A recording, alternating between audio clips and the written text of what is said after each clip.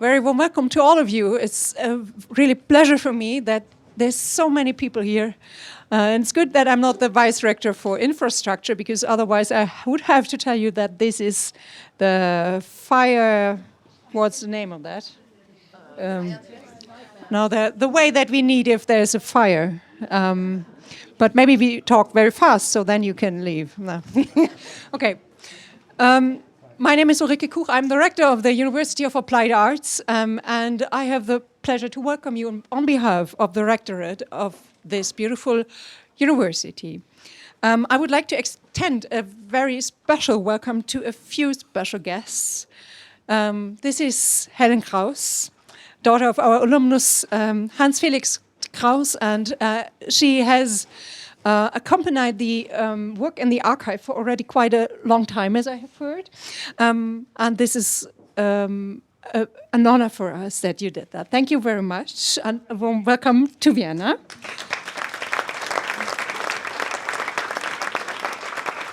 A welcome also goes to Stephen Moody, who has very generously supported the work on actually the history of the Angewandte, especially on Unwritten Biographies, and who also traveled here from the US. Thank you very much for coming.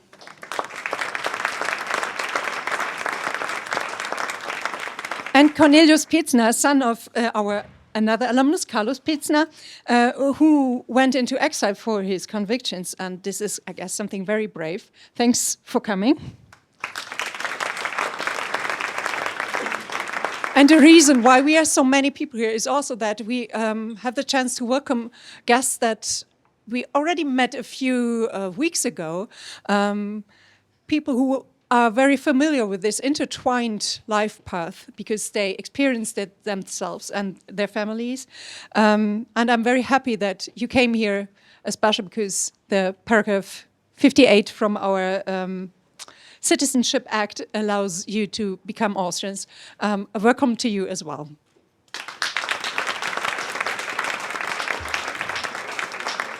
So reflecting on our history, on the circumstances, backgrounds, and interconnections is essential for us as a university because this helps us to look into the future with an awareness of the history. The University of Applied Arts in particular has a, indeed, not so easy history. There is many things that we need to discuss, I guess. It's a quite controversial history, one might say.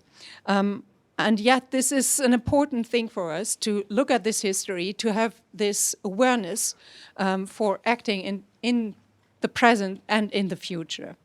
This is a responsibility that we as, actually I as a rector, but also all of us at the Angewandte have. And I'm very thankful that this book again reminds us of this responsibility, not just the book of Unwritten Biographies, but also the Sonderfall Angewandte book that appeared already a few years ago. No, actually not that long, 2 years ago. Thank you. And it's not just about the Angewandte, but it's also about art in Austria. And so we also can widen our view on this topic of what is art in Austria and how has it developed when we look at on the biographies that we have in the book here. I'm very thankful, and this is actually the most important thing that I have to say tonight, to Bernadette Reinhold, who did that work.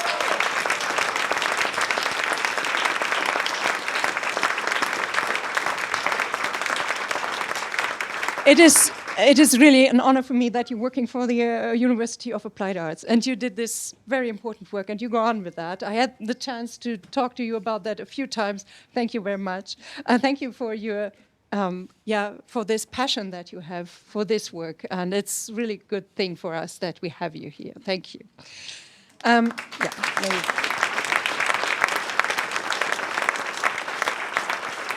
And my thanks also go to the contributors of this book and all the people who were willing to support the work on these biographies.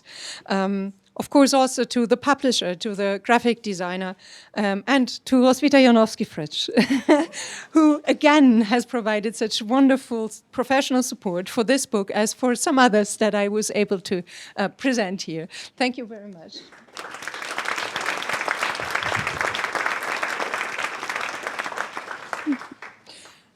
And now, on a very personal note, I'm also delighted to stand here tonight because this book contains the first text I was allowed to write as a rector, and that has been printed, which is the foreword. So it's also moving me a little bit as well.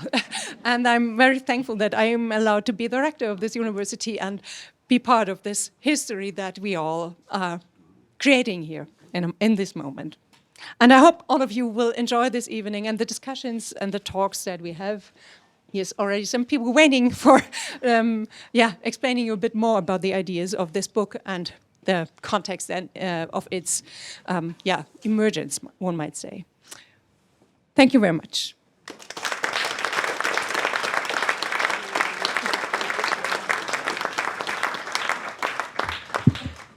So, thank you, Rector Kuch.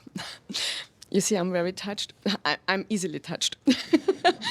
For your very warm welcome. Dear ladies and gentlemen, dear colleagues, dear friends and family. Sorry. I don't know why. A very warm welcome also from my side. That you all come to this book presentation on this evening, and I'm really overwhelmed how many people came.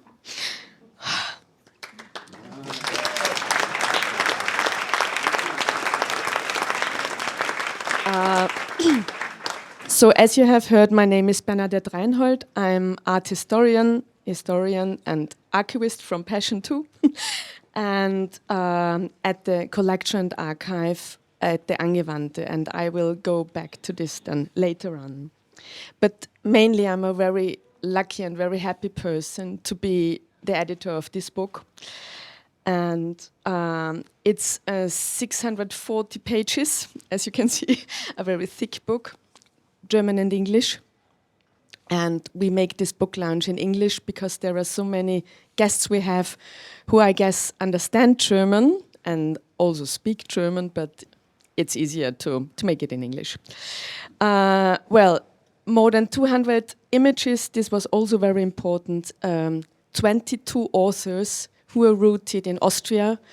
Many of them join us today. I'm very happy to see some of the familiar faces of Vienna, Salzburg, Linz, but also from Switzerland, from the Czech Republic, from Israel, from the UK, from the USA, and even from Australia. So unfortunately, not all of them can join us today. So the book is about 35 artists or more, and all of them were connected to the Angewandte, the former Kunstgewerbeschule. Then since 1941, the Reichshochschule. After 45, the Hochschule, then Akademie, Hochschule, University of Applied Arts. So you consider within only a few years, the change of the naming only shows how dense and intense through all the political systems this institution has changed. So all of these artists we will hear later on were students and or teachers or professors, and most of them are completely unknown or only known in expert circles. So most of them fled Vienna around 1938 with the so-called Anschluss, as you know, in all directions of the world. Some of them hardly survived. There is one essay by Michelle Jackson Beckett, she lives and works in New York, about Fritz Tutschka. He was quite well-to-do architect working for the Red Vienna, who survived Dachau and fled to New York, and then his traces were gone, except his report about his Dachau stay in the Leo Baeck Institute, which is quite an important institute for exiled Austrians and Germans.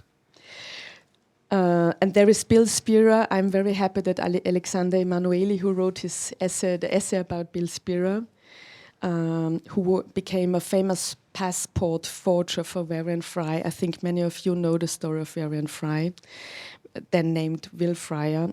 we have inside the book, now I have to take it. We have our wonderful graphic designer made a map inside and also on the back side to the Americas, and also, of course, to Australia and Asia. And there is a special map for Bill Spearer. We needed to make it because Bill Spearer survived 5 internment camps in France and 5 concentration camps in the East. So, oh, you see it. So, but some of the artists which are contained in this book, or their biographies, the unwritten until now and the written biographies, made their career through all the political systems until the post-war times. And I will then explain why they are also included, or some of them included in the book. But first I want to welcome, as Rector Kuch did, some special guests. My very warm welcome to you, Helen Kraus, who made her long way from Los Angeles to join us. She came to the Angewandte archive. It was mentioned in April 2013, so it was more than 10 years, to research on her father, Hans Felix Kraus. And I would like to say both of you are one of the main steps, one of the main first starting points for this, slightly big volume. So, and this unwritten biography project is also from its very beginnings connected to you, Stephen Moody, from Boston, who came from Boston and joins us together with Marlene Ellen.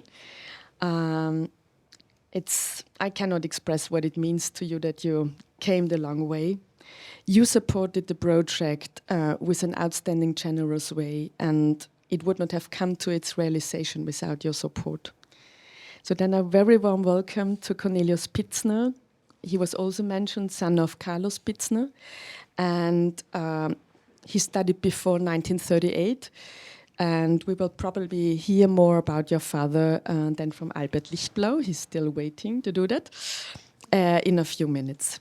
So I recognize many familiar faces, and I want to do again my very warm welcome to groups of Austrians living in London, Rome, Canada, Israel, USA, and many other places who got their Austrian citizenship back, under brackets, within the last few years as the parents and grandparents were persecuted by the Nazis and spread all over the world. So my very warm welcome to all of you, to the whole Austrian Restored Citizenship Network group. So thank you.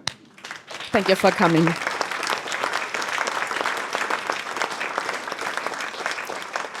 So I have support on the podium, 4 authors. I'm not finished. People who know me know it's not finished now.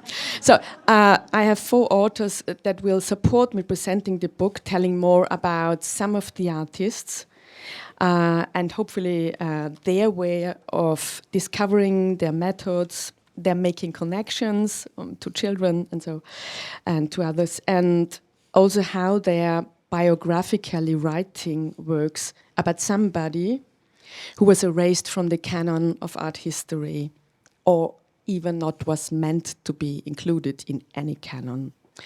And finally, as most of them were Jewish, and many of them only because the Nürnberger Rassengesetze made them, or said so, they were not only excluded from some canon, they should not be in the Nazi system, they should be erased from life and from history at all.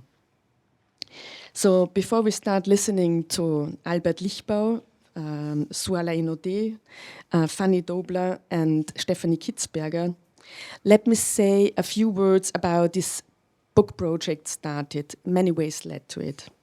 So as you all know, Austria started quite late to reflect on its younger past, especially the National Socialist past, with the so-called, I keep it in short terms, with the so-called Waldheim affair in the mid-80s. So it's definitively now 40 years ago. And at the Angewandte, the former rector and artist Oswald Oberhuber started quite early, also under brackets, in the late 1970s and early 80s with research projects, exhibitions, publications, to reflect also the cultural policy during the Nazi time, with a focus on expelled, persecuted and murdered artists, but also writers and composers. So it was always the bigger picture to enlarge it, not only in bildende Kunst or architecture. So he established also, he did a lot of work on structure at our university. He established also our university archive. Of course, there was an archive, but to establish it as an institution in 1979-80. And from the very beginning, and I think this is very special at the Angewandte, it was really entangled with a collection. And with an art collection. This collection was from the very beginning meant to collect against the mainstream canon. That means, for example, art by women artists, as you all know, at our school founded in the 1867. From the very beginning, women could study here. And the one thing is women artists, wonderful art and great art, also mostly forgotten, and also expelled, unknown artists. So we have some of the works of the artists which are contained in this volume also in our collection for a very long time. So this was one starting point, our art, so a collection archive, the institution. Another path leading up was the research project and publication which was mentioned, Sonderfall Angewandte. So it's unfortunately only in German. It came out 2 years ago. I spell it in English, so it's a University of Applied Arts under Austrofascism, National Socialism and in post-war times. So for me it was, or for our team, it was important also to include the fascist times before the Nazis, I would say, came. Of course, they were even here. But we had our own Austrian fascism, as many of my colleagues here know. So especially Christina Wieder did a great job with my colleagues from the archive, Bettina Buchendorfer, Silvia Hergt, and Sophie Gerritsecker. I saw her from the Department of Art History. Hi. For this project. So the publication came out 2 years ago, accompanied by events, discussions, and also small exhibitions, one also for Hans Felix Kraus and for Margarete Berger-Hammerschlag, and an architect who went to, or fled with his Jewish girlfriend to Australia, Fritz Janneber. So, and these exhibitions were in the foyer, in the entrance hall of this building. When you pass by, it's a showcase when you come in.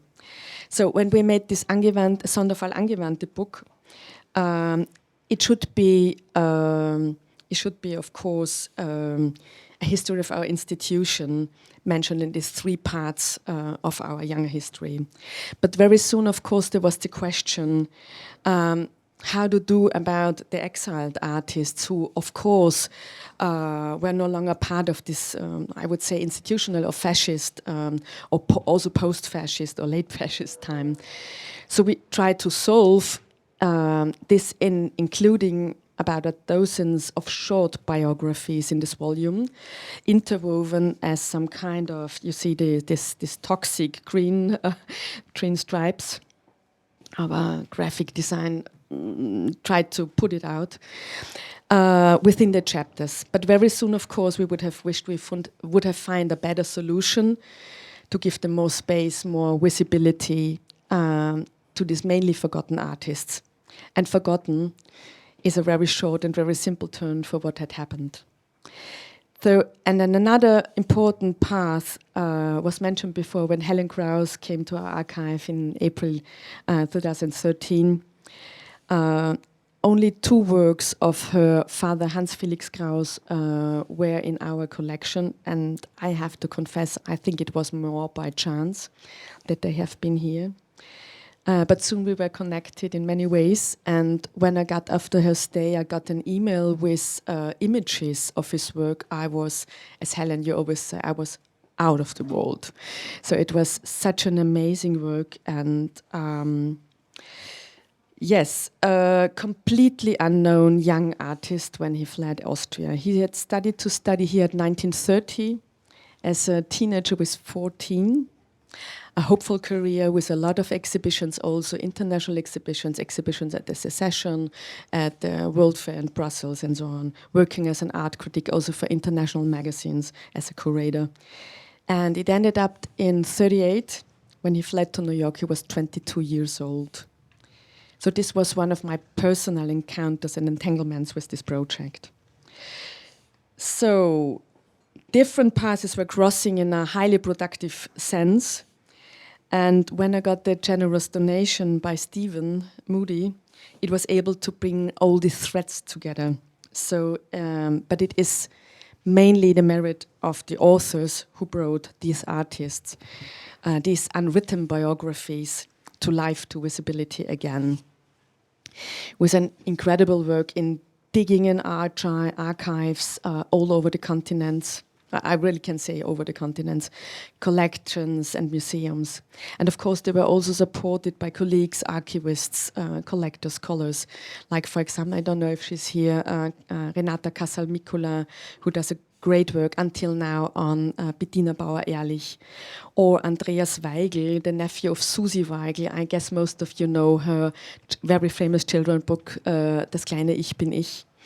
So there were a lot of support from different, very important persons for us. So, of course, the title, Unwritten Biographies, is a contradictory in itself, I know, but I guess it points out a kind of process, work against the heavy iron cover of Vergessen and Schweigen, forgetting and the silence in which these artists are encapsulated. So, but how did we find now these artists to get an essay and found an author? So among some cases we knew names connected with authors who were or are the best to free them from their encapsulation, and in other cases some authors made suggestions, and in other cases I have to confess it was a very thin trace to rediscover some of these artists. So what I learned as an archivist, if there are works or documents in an archive, in a collection, in a museum, it is no guarantee not to be forgotten. So it needs us to activate the connections to our present times. And finally, a few words to why 4 biographical essays in this volume explores mainly professors and artists who made their way through all the political systems, regimes in very different ways. What I learned, especially from the institutional history we did at the Sonderfall Angewandte book, is reframing this kind of research to see the bigger picture. The frame was, and is also now in this volume, the Kunstgewerbeschule, or the time after that, the fascistization of this school, the entanglements of different personalities. It's about fear, it's about pressure, it's about very different personalities, it's about a lack of civil courage, opportunism and fanatism, and many other aspects which forced the fascistization of the school. It's about artists who bore responsibility in many ways, who misused this power in many different ways, especially after 45, who tried to smoothen the traces of the violence and to make them vanish. So to include their history shall offer a more differentiated perspective on how more or less weakly, in the interwar period, democratical structures easily get cracks, breaks and fractures. Welcome to our present days. So, before the 4 authors beside me, I will continue. I have to thank the fabulous team who also made it possible, this book.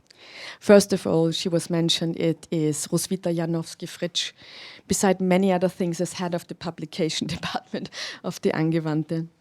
Then it's great pleasure to have also Hannes Fauland from the Kräuter publisher. He's with us. Thank you, my dear colleagues from Collection and Archive at the Angewandte, especially Dominic Buda. He is running around taking photographs. He's the guy who did really a giant reproduction work, making the backside photo of the cover, and many times you did in the very last minute.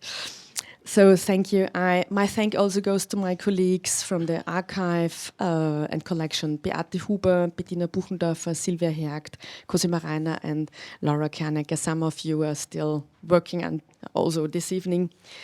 And then I want to thank Fanny Esterhazy, our German proofreader. You did major work, sometimes as a coach, sometimes as a sparring partner during the whole project. And thank you for your precise work and also your patience with me. Thank you, dear Brigitte Gitti-Ott. You jumped into the project as a German proofreader at the very late stage of the publication. My very warm welcome goes to dear Rupert Habelsworth. You did an amazing work as English translator, together with the English proofreader Belinda Zauner, who is unfortunately not with us this evening. My thank goes to the translators from English to German, Britta Pohl and dear Irina Palfi-Down-Seilan. And of course, my very warm, heartwarm thank to our graphic designer Nina Ober, who made this book really a beautiful book. And I know it was a project of your heart, Nina, too. So thank you very much. And I guess they really deserve a big applause, please.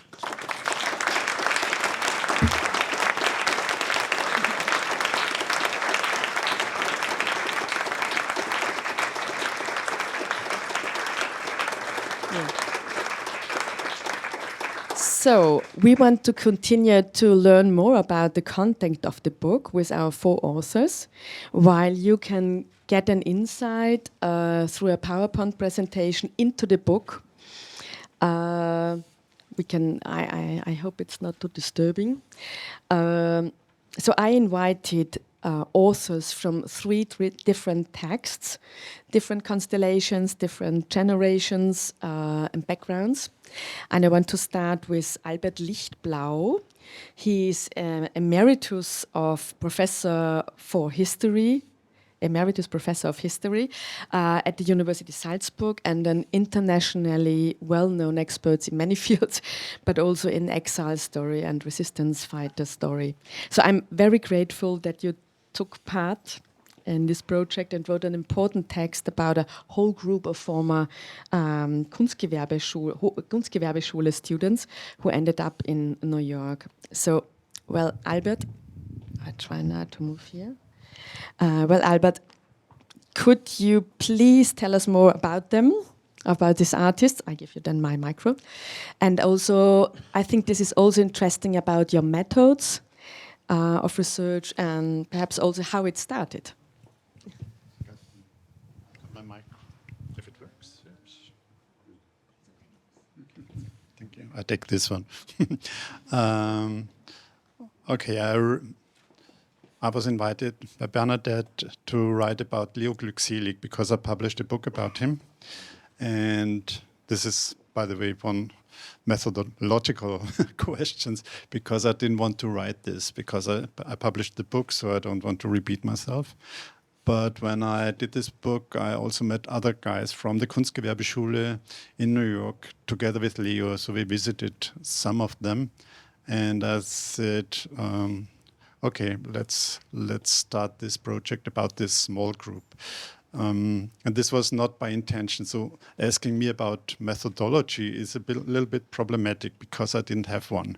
I mean, it's a mixture, because I did this long interview with Leo Glückselig. To publish a book, it needs approximately 10 days. Okay, this was the basic. And then I took Leo to his old friend Slazi Matulai, and he migrated to the United States in 1934. So he was not a refugee, and he had a Jewish mother and a non-Jewish father. but he was very politically active, so he was aware that it's getting dangerous, in Austria and in Europe. So he decided to emigrate. So that's quite a difference between emigration and refugees. It was wonderful because, speaking about methodology, because it was more or less, okay, I took Leo, we went, I had a car, and we just had a nice, afternoon. But I thought this guy is so interesting. I visited him again, and he was almost blind, and lived in a wonderful house with all his, paintings, and it was an ongoing conversation. And I remember this very, very good because there was a thunderstorm during the night and we didn't have electricity. So he was blind and I was blind for a while, and we did this interview. And this is good for listening. If you don't see anything, you just listen. Okay, this was Laci Matulai, a gorgeous guy. And at the beginning, and this has nothing to do with this group, I did a project in New York at the Leo Baeck Institute. You mentioned this already about autobiographies. And, well, I was interested to meet people from Austria. And, it was like a network. It's like a snowball system. And I knew somebody from the Austrian Forum at the New York, in New York. And she was the librarian and she had many contacts. And she told me, you have to meet Käthe Berl. I think it was like this. Well, my memory is also a little bit problematic, but it can't be different. So I met Käthe Berl in the early 90s. And she was born 1908 and also was at the Kunstgewerbeschule from the age of 14, I think, very, very young. And she published a book when she was 16. She was at Zizek. Yes, she was at Zizek.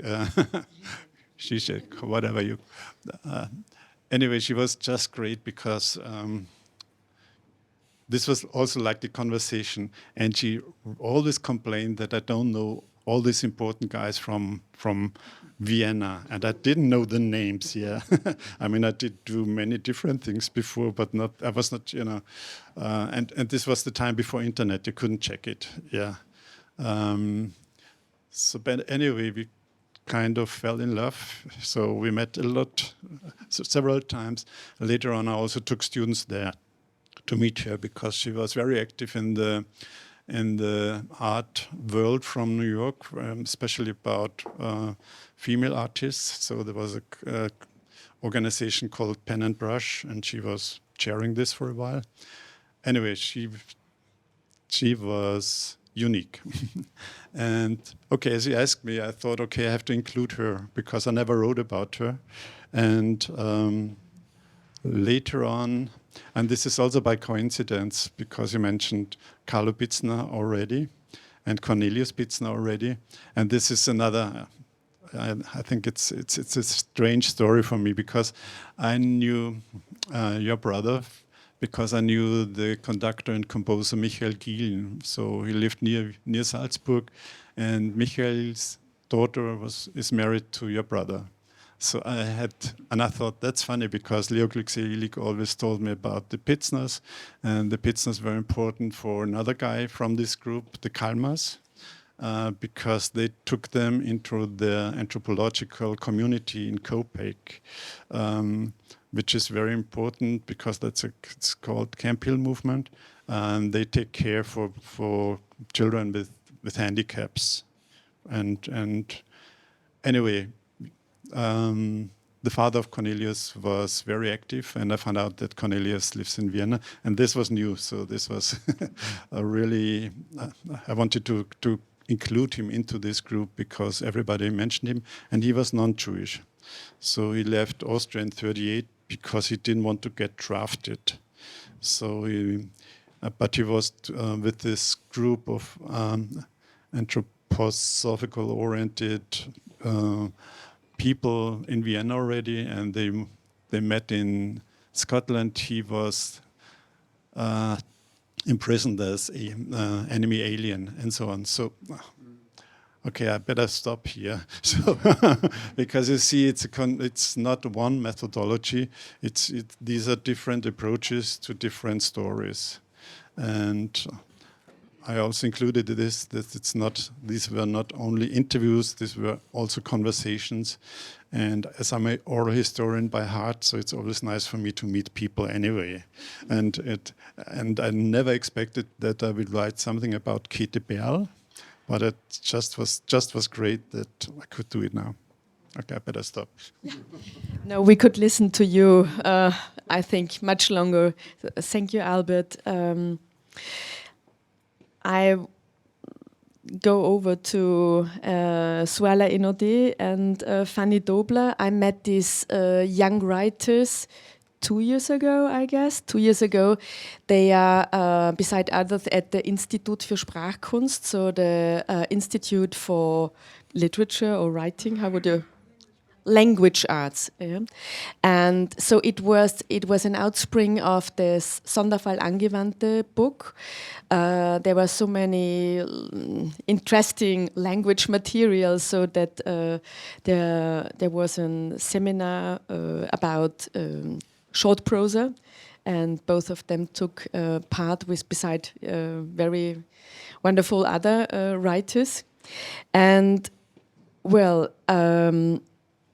You have written your text as a part of literature, as I see it, about Fini Rudiger Littlejohn. She came here also as a teenager. We have heard you could study here very early after you have finished school. And as Fini or Rudolfine, right? Josephine Vogelbaum.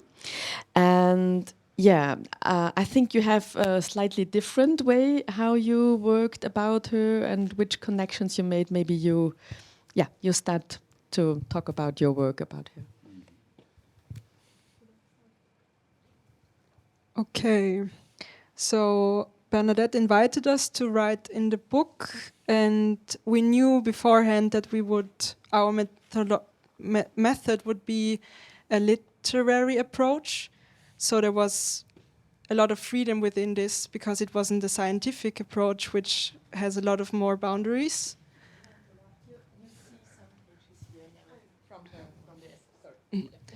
And I, as a writer, was very aware of the invasiveness of also writing about a person, which I don't know, and also writing for them, as the title is Unwritten Biographies, and also setting kind of a narrative about a person that is not even alive anymore. So it's very invasive, I would say, but also interesting, of course.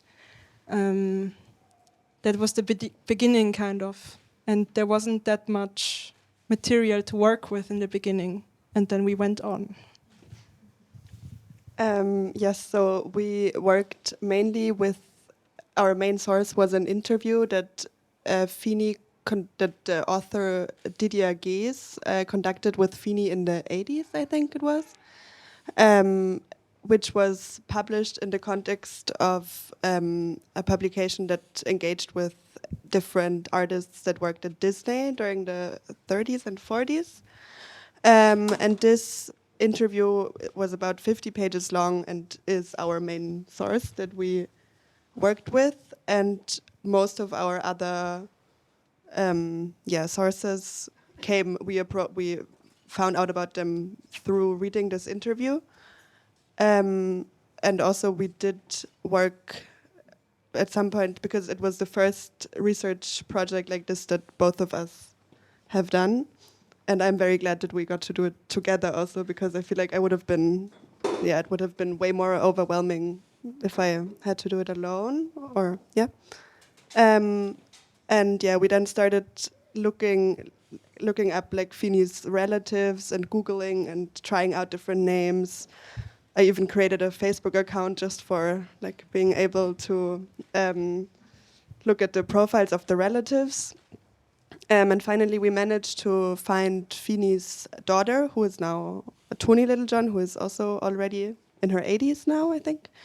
and Fini's son, Steve, who we texted, and they both replied to us, and then we had a Zoom call with them, which for us was such an interesting experience because they come from such a different generation than we are in, but still, like, yeah, it was, I don't know, they live in Malibu, and it was a very, yeah, as Suala already said, it did feel very invasive because then we also very quickly got an insight into their family dynamics, and it was really hard to like juggle this kind of.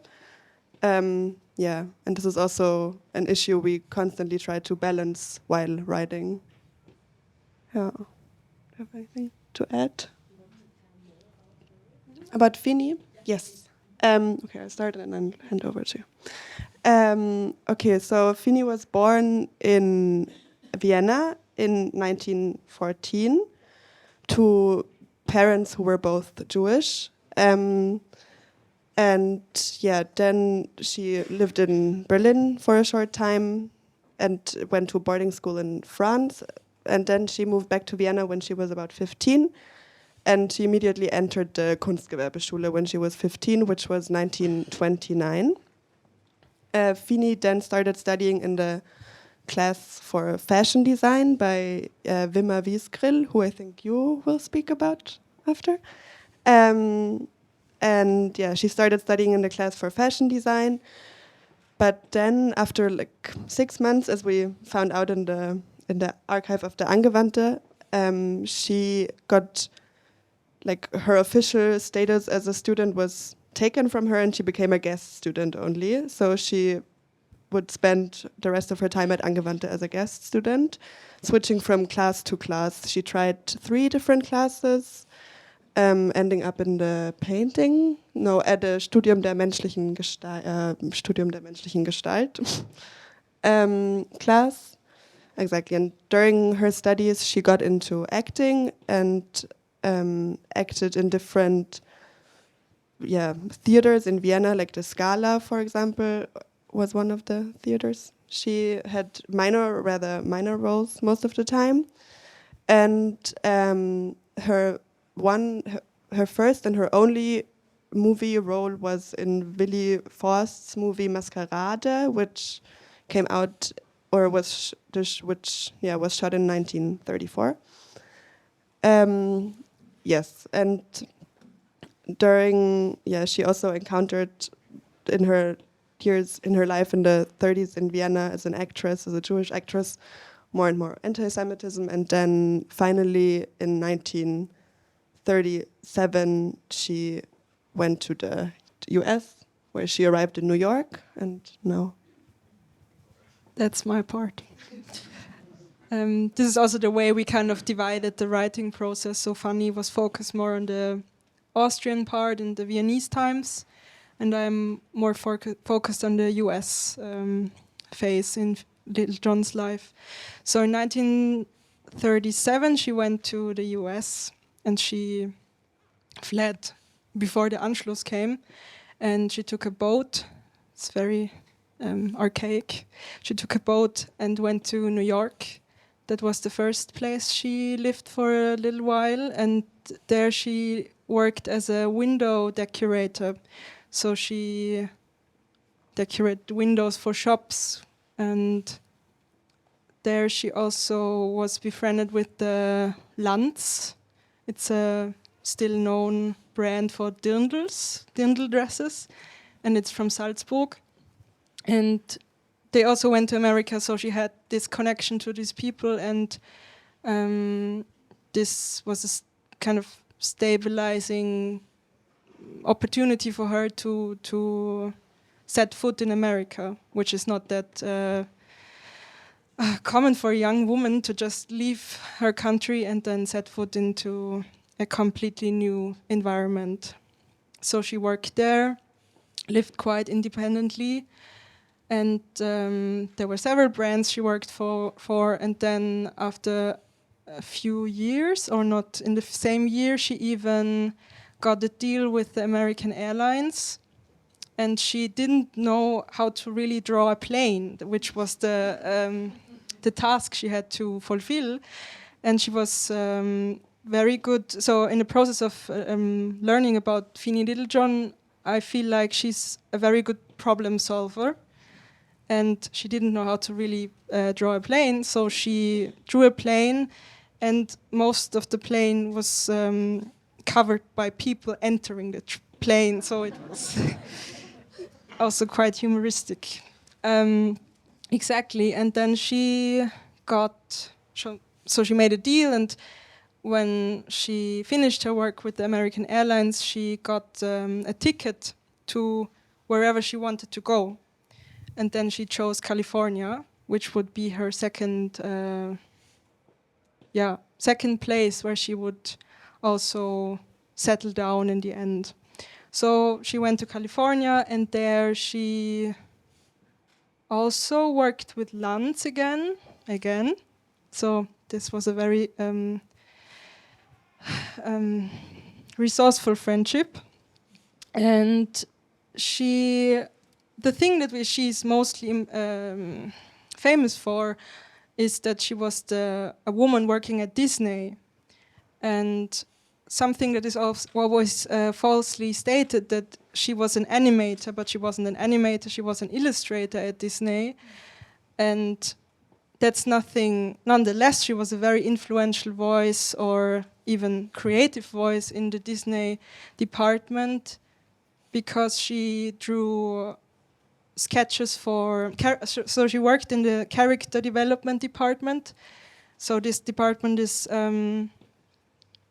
is working, so it's the part where you sketch the characters which we know today as a very famously as Pinocchio or Dumbo or even Cinderella and Fantasia. So she was behind the scenes and still very influential, even though we don't really know how much of her sketches were in the end involved in the end productions, but still she was there working. And after there was the economy crisis, and a lot of people were let off of their jobs at Disney, and she was one of them, sadly. And after just 1 year, she had to leave Disney. And then she kept on working again as a window decorator and so on. And one thing, again, I was thinking about it, is her independent vibe. So early on, as Fanny already said, she was working as an actress. Then she started in the Angewandte or the Kunstgewerbeschule in these different classes, had this very broad sense of applying her creative works. And then she goes to America and so on, and now she's in California. Disney is not even an opportunity again for her anymore. And then she kind of, it's hard talking about her in her later years, because then she settles down, she marries her husband, which she gets to know while this economy crisis, and also this within the animator scene. And her husband's name is Bill Littlejohn, and they get to know each other, and later on they marry and then they have 2 children. The children we talk to on Zoom. Exactly. And then I think I have to make a pause because I have to recollect my memory.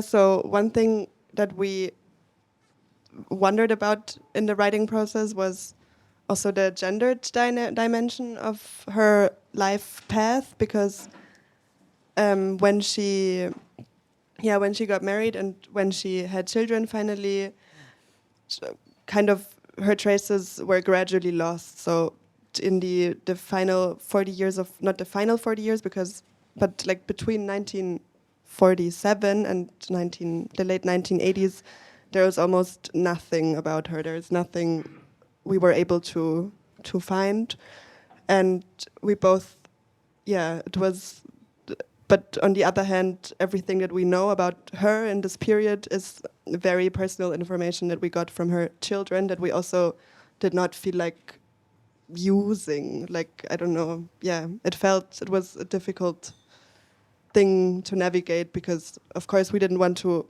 erase her story while she was a mother on one hand, but on the other hand, we didn't want to utilize very personal information in this context.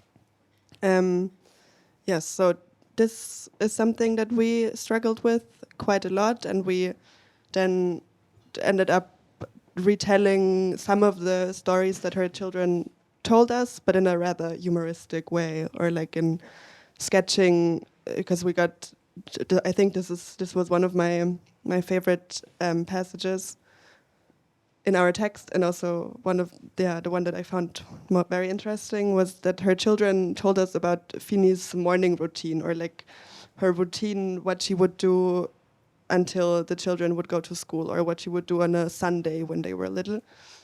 And they described this to us so graphically that we, both very much felt the need to write it down and to put this on paper and try to fill the gap that occurs in archives about her during her motherhood.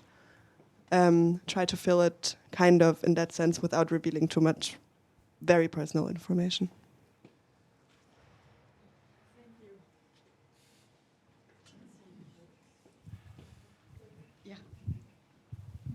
Thank you. So you see, it's a quite wide perspective given in these biographies. So finally, I introduce my dear colleague Stefanie Kitzberger. She is deputy head of collection and archive at the Angewandte.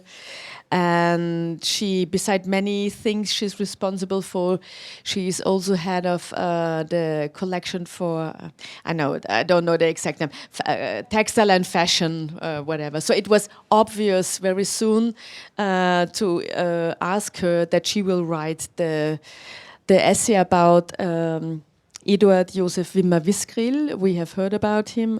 He was a fashion professor, and I think very different from the other biographies we heard now. A very ambivalent biography, and yeah, please, Stephanie. Yeah, thanks. So Bernadette invited me to write about Wimmer-Visgril, and I thought if you look at his already written biographies, which already exist, they concentrate more or less on his engagement in the Wiener Werkstätte and beyond. So more or less on a period between 1910, around 1910, when he was already a student, and then his engagement as a professor and as the head of the Department of Fashion of the Wiener Werkstätte. And so I thought, what is unwritten about Wimmer-Visgril, and also what could fit in very well into your book? And I started to think about also the description by contemporary witnesses that he was perceived as queer. And so this is one thing I was interested in, especially between 1933 and 1955, because he has a very long career that was ongoing until the 1950s. And so the second thing that what interested me in this context was his political position and how visible or invisible his political position was, and also how to think about queerness in a context of authoritarian regimes. And so my dear friend Barbara Reisinger, thanks for that, directed me to the concept of queer opacity as a strategy also to survive, basically, also maybe being ambivalent and not being able to be defined and so on and so on. So I don't want to think too much about that, but I wanted to navigate through through his political position, looking at the gender dimensions of his own writings first in these times, but also through different documents that would offer a glimpse into how he was viewed by his colleagues and also by the Nazis, for example. So I really concentrated on the Nazis, and I went to the State Archive, and interestingly, these documents were not seen until this day, and looked at the so-called Gau Act, which was written by the like a political department for but that was established by the Nazis, where they would look at people that would be potential party members, or people where they would say that they should be expelled from different institutions or be persecuted, etc., etc. So they had this, like a whole range of documents, and I also looked at the documents of the Ministry of Education, where you could see how this institutional history would be interwoven with the political Nazi descriptions of him. Yes, and maybe to Wimmer Visgril a little bit more. So, as I said, he has a very long career until he went into pension in 1953, 50 something. I'm really bad with dates. I'm sorry. I always forget that, even though I'm an art historian, I had to learn everything. So I started basically with his texts on fashion and his views on gender and dress, and there were some misogynist passages in it, and I tried to reconstruct that. And then I also looked into his writings on, for example, the dirndl or traditional dress, where he would be also very ambivalent. And then I looked into his own statements that he would have written for the officials in National Socialism, and I would also look into the statements by his colleagues. And there, it's also interesting that he was, on the one hand, he was in one way out of the institution, and he would be persecuted because Reinhard Claus, for example, he stated that he is absolutely a problematic figure in the institution. But then, interestingly, his own colleague, the director, for example, Opsiger, who was also he defeated him also on the basis, for example, of his international career, and that's what I wanted to tell. So Wimmer Visgril emigrated to the US in the 20s and became a professor at the Art Institute of Chicago, and then came back and went to be a professor. Before, he was an assistant of Koloman Moser for fashion, and I lost my thread, but I think maybe and there are other things. For example, he was very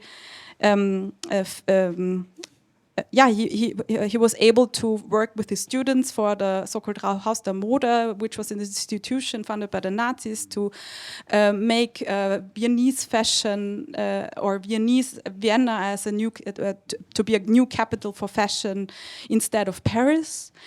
So he was, and on the other hand, you can find some documents, but some people from the Haus der Mode would accuse him. And then he was defended again. So it's going back and forth all the time.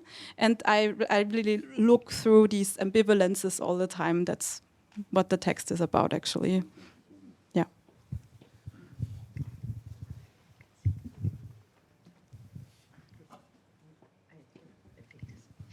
So thank you very much. I think you, for a second short question, I have prepared a question, but most of this question was answered now. The one question was, of course, about your difficulties or obstacles. I think this came out quite good. in this very different kind of nearing the persons or the groups. So my very last question to all of you, it's very simple. What surprised you? So I know you were very in the material, you jumped from a different perspective in it. Is there anything that...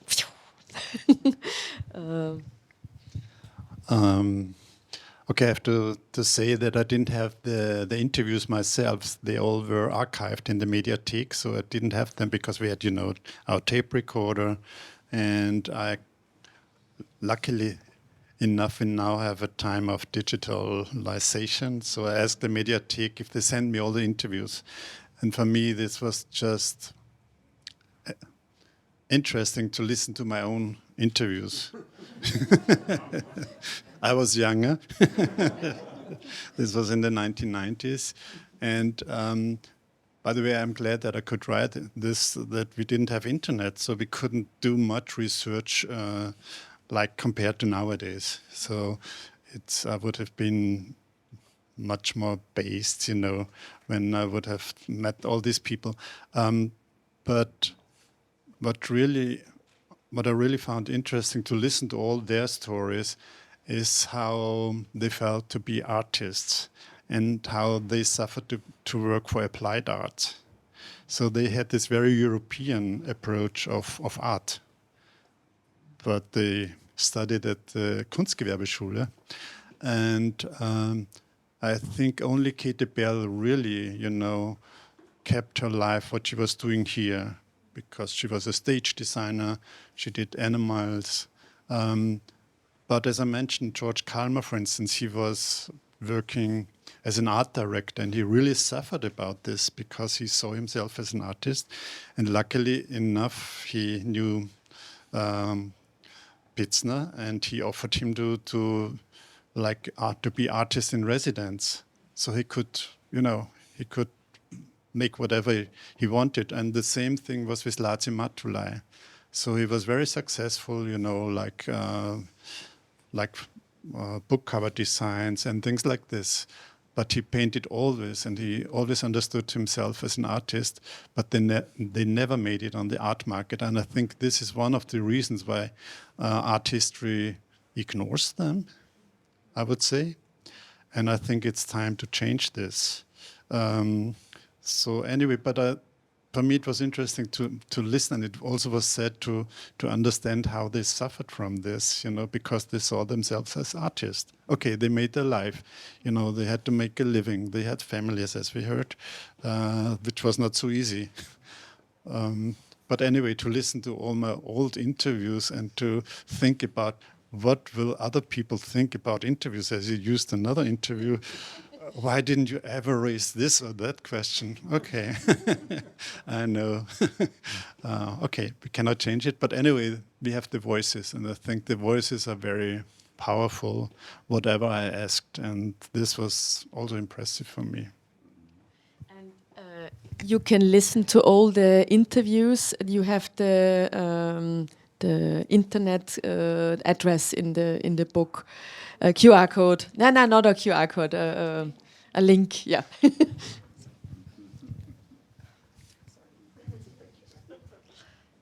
My takeaway from this project would be, of course, I got to know a person, or I tried to get to know Fini Littlejohn, but the title of our text is Konturen und it's like Konturen und Variationen. It's like contours and variations. And my takeaway is that you cannot, and maybe that's also a good thing, grasp a person in their full existence. And also by writing about a person, it's not possible. And it's also, maybe it's good that it's not possible. And that's what I learned. Yeah, that's what I learned. It's not possible, and it's also a good thing, maybe. And also by only having this sketch of a person, by writing this text, you can also learn something, of course, so read the text.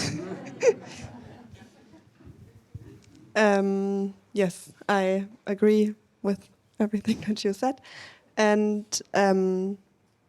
yeah, what I additionally would say I take away is that thinking about how a person would want to be perceived was probably the most helpful for me in the writing process.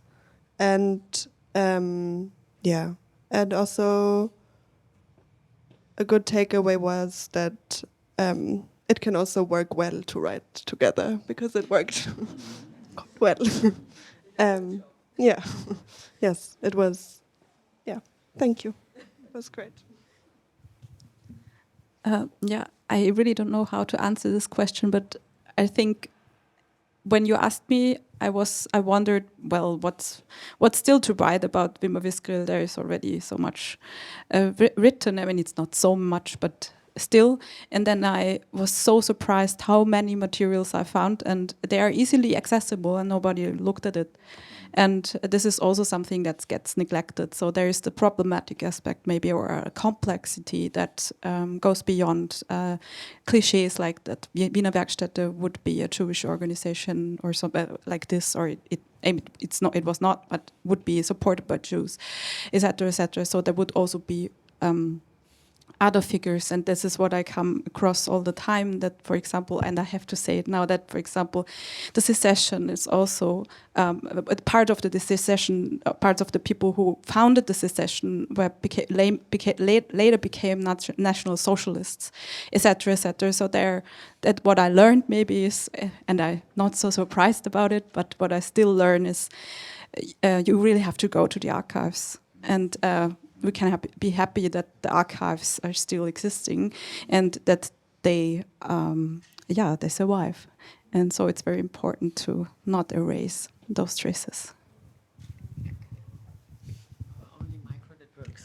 So thank you so much for your insights, and I can just add a mixture, going to the archive and doing also the interviews with the children. If they are here. So in my way, it was you, Helen, mainly.